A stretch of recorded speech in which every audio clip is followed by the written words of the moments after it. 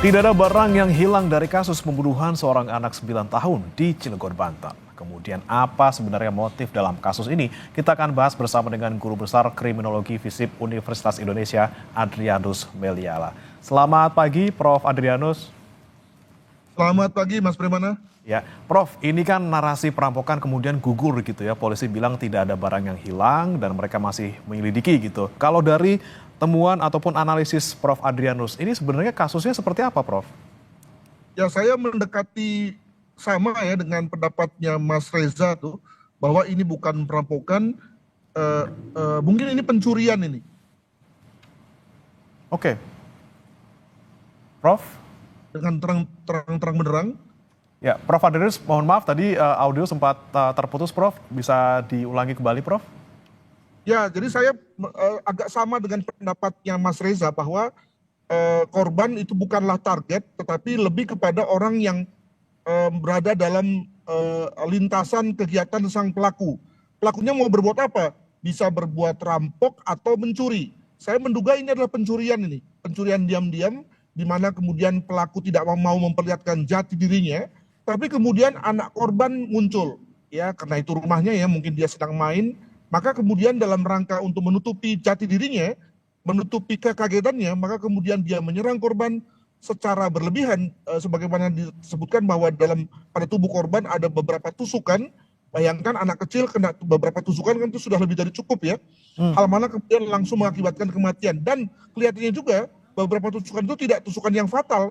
Terbukti bahwa yang bersangkutan masih hidup dan bisa sempat dibawa ke rumah sakit, namun kemudian meninggal dalam perjalanan. Demikian.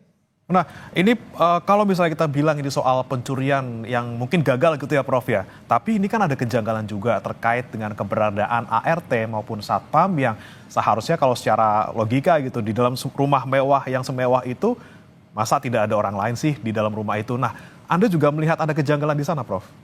Betul, jadi lanjutan daripada bahwa bahwa ini adalah kegiatan pencurian, maka bisa diduga bahwa pencurian itu dilakukan oleh orang dalam, ya. Oleh orang dalam bisa tadi ART atau Satpam, atau mungkin juga tamu yang datang tanpa termonitor oleh Satpam di perumahan. Nah, tentu orang itu bukanlah orang lain ya, bisa saja saudara, bisa saja kenalan lama yang kemudian bisa diterima bertamu dan tidak menimbulkan kecurigaan. Lalu kemudian dalam prosesnya di situ dia mulai mencuri, kemudian ternyata dalam ruangan misalnya begitu ada anak yang kemudian melihat dan kemudian dibunuhnya. Jadi saya menduga bahwa ini bukan orang lain, bukan orang jauh ya. Dan saya juga sudah menduga bahwa polisi tentu memiliki feeling untuk itu, memiliki semacam dugaan untuk itu. Namun kemudian polisi tentu memastikan ya dengan cara membuat satu proses interogasi dan juga selidik TKP yang baik untuk kemudian sampai pada satu kesimpulan. Demikian. Tapi Prof, jika misalnya memang benar gitu ya, ini kemudian adalah kasus pencurian yang gagal karena ada saksi seorang anak gitu yang kemudian menyaksikan, kemudian dihabisi biar tidak nyebar gitu soal pencurian ini. Tapi kenapa kemudian harus ada 19 tusukan di sana, ada 3 luka memar di sana? Apakah ada juga motif dendam dalam kasus ini, Prof, kalau Anda melihatnya? Ya tentu pada tahap ini, apalagi kita sebagai pengamat ya tentu bisa saja membuka kemungkinan itu. Nah, masalahnya adalah bahwa kalau itu adalah tindakan yang terutama karena motif dendam, maka pertanyaannya adalah bahwa apakah benar selama ini ada hubungan yang kurang baik antara pelaku dengan keluarga, sehingga kemudian lalu ada satu pencetus yang luar biasa yang bersifat emosional dan kemudian meletup demikian rupa, sehingga kemudian lalu melahirkan satu kemarahan, satu ledakan emosi berbuah pada 19 tusukan gitu ya. Nah, mungkin saja pada titik ini hal itu terjadi. Saya tidak menafikan, apalagi ketika ada kemungkinan misalnya ART atau supir atau tukang potong taman lah dan seterusnya itu kemudian lalu mengalami ketersinggungan dengan keluarga, mungkin sekali terjadi ya. Hal mana kemudian anak menjadi sasaran kemarahan tersebut. Demikian. Nah, tapi Prof, mungkin selain tadi alasan terkait mungkin ada juga nih soal CCTV yang kemudian kok tidak ada gitu ya, dan juga ada kemungkinan karena ART dan juga Satpamnya tidak ada, kemudian ini bisa diduga mereka menjadi pelakunya. Selain itu apa sih, Prof, yang memperkuat kalau misalnya memang benar ini diduga dilakukan oleh orang dalam? Jadi saya bayangkan bahwa dengan TKP yang seperti ini kan tentu TKP mudah ya. polisi itu tentu harus segera in control ya, mengendalikan situasi, segera mewawancarai para orang-orang yang diduga itu, lalu dengan cara terpisah dan kemudian melakukan cross check ya. Jadi oke lah tidak ada CCTV, tapi dengan adanya satu keterangan yang bersifat konfirmasi dari satu dengan yang lain, maka sebetulnya polisi bisa menduga pada titik ini, jam ini, di lokasi ini ada apa, begitu ya. Nah, maka lalu kemudian bisa ditrasir lagi dengan adanya sidik jari, dengan adanya DNA, hal itu bisa menggantikan posisi daripada CCTV tentang kontak fisik yang terjadi antara pelaku dan korban. Saya kira itu ya. Dan saya juga menduga sekali bahwa dengan lokasi seperti ini, TKP seperti ini, pasti polisi sudah memiliki banyak data. Cuma tadi agar kemudian lalu tidak spekulasi kemana-mana, demikian juga tidak lalu pihak-pihak yang terlibat itu lalu kemudian keluar dengan skenario lain, maka kemudian disebutlah bahwa polisi sedang mencari, sedang mendalami dan seterusnya. Demikian. Oke, Prof. Kemudian ini juga yang menjadi sorotan terutama oleh masyarakat juga terkait dengan peran seorang ayah korban yang juga seorang politisi nih, Prof. Yang ini mungkin kebetulan ya, karena di 2 hari sebelum kejadian ini di tanggal 14 Desember, ini ayahnya baru dilantik jadi Dewan Pakar DPD PKS Kota Cilegon. 2 hari kemudian ada nih kejadian pembunuhan seperti ini. Apakah juga ada kemungkinan, Prof, ada motif politik ataupun pelakunya ini adalah terkait dengan posisi ayah korban yang sebagai seorang politisi? Ya tentu narasi seperti ini memang menarik ya, namun dari pengalaman banyak tidak benarnya begitu ya. Kita dengan mengaitkan itu lalu seakan-akan ada konteks cocokologi gitu ya. Nah, saya lebih berpendapat pada konteks ini apakah karena dendam ya, atau juga karena pencurian, itu adalah 2 hal yang lebih mungkin ketimbang ada motif-motif politik yang terkait dengan profesi bapaknya. Jangan lupa bahwa kalaupun misalnya dibilang profesi politik, bayangkan bahwa bapaknya bukan ketua DPD gitu ya, yang mungkin lebih vital atau lebih mungkin untuk membuat orang sakit hati ya, misalnya dalam rangka penunjukan pengurus cabang atau yang lain ya. Sementara sebagai penasihat itu tentu tidak berada pada posisi yang membuat orang sakit hati atau marah ya. Penasihat itu lebih kepada fungsi-fungsi advisory atau fungsi-fungsi pemberian saran saja. Demikian. Berarti memang dari segi posisi juga bukan posisi yang dalam tanda kutip ini inilah ya, bisa memicu orang untuk melakukan hal seperti ini. Kemudian Prof, ini kan 8 saksi sedang diperiksa oleh polisi. Kemudian bagaimana seharusnya dilakukan oleh polisi untuk mengungkap kasus ini? Tadi terutama untuk orang-orang yang di dalam gitu ya, mungkin ART dan juga Satpam yang tidak ada di tempat waktu di lokasi, dan juga mungkin tetangga, apa yang kemudian harus didalami oleh polisi untuk menemukan pelaku yang sebenarnya? Ya, kita misalnya mengetahui yang namanya alibi kan. Nah, maka tentu masing-masing pihak, khususnya pelakunya, tentu akan mengupayakan membuat alibi yang semeyakinkan mungkin agar kemudian kecurigaan tidak tertuju padanya. Nah, masalahnya adalah bahwa ketika alibi satu dibuat, maka ada alibi yang lain yang kemudian tidak masuk tuh ya. Jadi kalau misalnya dia bilang bahwa si pelaku berada di luar rumah, maka tentu akan ada yang bilang bahwa yang bersangkutan tidak di luar rumah, kan begitu kan. Nah, kegiatan saling mencocokkan itulah yang nampaknya akan cukup lama memakan waktu kepolisian ya.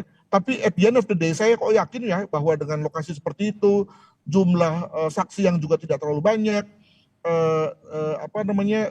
apalagi dengan TKP yang sudah di-seal ya, sudah di polis lain, maka tentu cepat atau lambat polisi akan tahu siapa pelakunya. Demikian.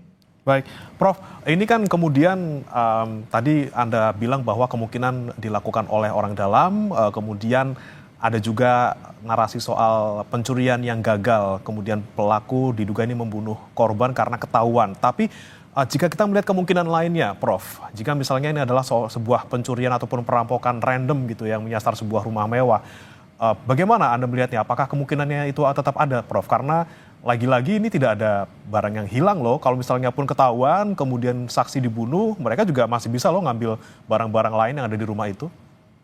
Ya, kalau perampokan itu umumnya terbuka ya, dan mengandalkan betul pada kekuatan dari kelompok perampok ya, makanya biasanya melengkapi diri dengan jumlah orang, dengan senjata, bahkan senjata api, agar kemudian menghasilkan kemampuan break in ya, kemampuan mendobrak cepat, mengambil barang, lalu kalau perlu menghabisi orang-orang yang ada di situ, lalu kemudian segera keluar secepat mungkin. Nah, itu biasanya terjadi di lingkungan perkotaan yang padat ya, dan ada konsentrasi modal ya dalam bentuk misalnya ada barang, ada perhiasan yang mahal-mahal, maka dipakailah cara perampokan. Nah, maka pada konteks ini, kalau pada konteks pemukiman, maka untuk apa pakai perampokan ya? Apalagi ketika dinyatakan bahwa tidak ada orang yang keluar masuk, tidak ada kecurigaan tentang adanya tamu atau orang yang dalam jumlah besar begitu ya, maka paling-palingnya adalah orang dalam saja. Nah, itu yang pertama. Kalaupun misalnya perampokan, maka bisa dipastikan bahwa korban tidak hanya satu, tapi mungkin yang lainnya. Ini kan yang terjadi adalah pada konteks si anak ini, dia mengalami korban dan dengan perlukaan yang eksesif ya, sampai belasan kali. Yang saya asumsikan adalah bahwa itu akibat dari mungkin kemarahan atau mungkin juga karena korban, mohon maaf, tidak meninggal pada saat itu dengan segera, maka kemudian diadakan berbagai macam tusukan ya, yang mungkin tusukan-tusukan dangkal ya, lalu kemudian diakhiri dengan adanya satu tusukan yang fatal ya. Nah, maka lalu menurut saya konteks perampokan itu tidak bisa disingkirkan lah begitu, tinggal diganti dengan kalau nggak karena dendam atau karena pencurian yang dimana pelakunya tidak mau mengetahui jati dirinya terungkap ya, mungkin sekali karena memang yang bersangkutan adalah orang dalam juga. Nah, sekali lagi saya agak menepis soal dendam karena ya gini ya, kalau orang dendam sama kita, maka tentu kita pun juga sebenarnya sudah merasakan bahwa ada orang yang tidak suka dengan kita, sakit hati dan seterusnya, maka kita juga berjaga-jaga begitu ya. Nah, kesan saya adalah bahwa mungkin sekali dendam itu tidak ada, makanya kemudian lalu sang bapak itu juga meninggalkan keluarganya untuk bekerja dengan tenang ya, karena percaya bahwa orang rumahnya adalah orang yang mungkin baik-baik saja. Namun mungkin sekali hal itu juga bisa saja ada ya. Sekali lagi kita kembali pada peribahasa rambut boleh hitam tapi hati siapa tahu. Demikian. Nah, Prof, ini kemudian yang menjadi pertanyaan juga terkait dugaan pelakunya. Ini apakah memang orang yang memang sudah biasa melakukannya atau lagi-lagi nih orang dalam yang tidak biasa melakukan kejahatan sehingga ini kok tidak ada upaya untuk menghilangkan barang bukti, bukan barang bukti sih, menghilangkan korban. Biasanya kan kalau misalnya pelaku yang profesional atau pelaku yang sudah berkali-kali melakukan, ada upaya gitu ya, Prof, untuk bisa menghilangkan jejak, misalnya menghilangkan jenazah korban. Nah, ini kan kemudian jenazah dibiarkan begitu saja hingga ditemukan. Melihatnya seperti apa untuk dugaan pelaku ini, Prof? Terus sekali, ini memang tipe kejahatan, tipe pembunuhan yang kita sebut sebagai disorganized murder, ya, pembunuhan yang tidak terorganisir. Misalnya bagaimana kita memaknai belasan tusukan tersebut. Itu menurut saya itu adalah tusukan dari orang yang tidak profesional, tusukan dari orang yang tidak merencanakan, atau orang yang sedang panik. Ya, saya tadi menduga bahwa berbagai tusukan itu adalah tusukan yang dangkal, yang mungkin tidak mengena, paling-paling mengena pada tulang gitu ya, atau mungkin tidak mengena pada tulang. Barulah kemudian ada tusukan yang fatal yang lalu mengakhiri hidupnya korban. Ya, ini kan membuktikan bahwa pelakunya bukan profesional, kedua juga tidak intensional ya, dengan kata lain tidak ada niat dari awal untuk membunuh. Alhasil kemudian berbagai tusukan itu adalah tusukan dari orang yang sebetulnya panik saja ya, panik, bingung, nggak tahu berbuat apa. Barulah kemudian setelah korban kehabisan darah atau tidak sadar, barulah kemudian yang bersangkutan berhenti untuk membunuh mengingat korban sudah ambruk begitu.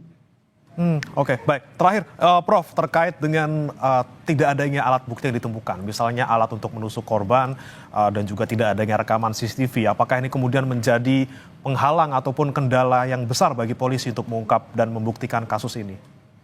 Boleh jadi, namun jangan lupa bahwa masih ada tadi ya keterangan yang segar dari para saksi yang 8 orang tadi, yang ketika akan di cross check kan kemudian lalu segera bisa mengarah pada siapa yang kemudian menjadi pelakunya. Itu yang pertama. Yang kedua, pasti ada DNA tertinggal ya.